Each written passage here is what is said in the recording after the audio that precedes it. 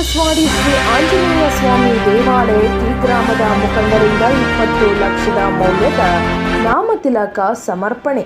ಬೆಂಗಳೂರು ನಗರ ಜಿಲ್ಲಾ ಶ್ರೀ ಆಂಜನೇಯ ಸ್ವಾಮಿ ದೇವಾಲಯ ಮತ್ತು ದೊಡ್ಡಬಾನಸ್ವಾಡಿ ಗ್ರಾಮಸ್ಥರು, ಮುಖಂಡರು ಹಾಗೂ ಭಕ್ತಾದಿಗಳ ಸಂಯುಕ್ತ ಆಶ್ರಯದಲ್ಲಿ ಪ್ರತಿ ವರ್ಷದಂತೆ ಈ ಬಾರಿಯೂ ಶ್ರೀ ಕೋದಂಡ ರಾಮಸ್ವಾಮಿ ಬ್ರಹ್ಮರಥೋತ್ಸವ ಹಾಗೂ ಕರಗ ಮಹೋತ್ಸವ ಅತ್ಯಂತ ವಿಜೃಂಭಣೆಯಿಂದ ನೆರವೇರಿತು.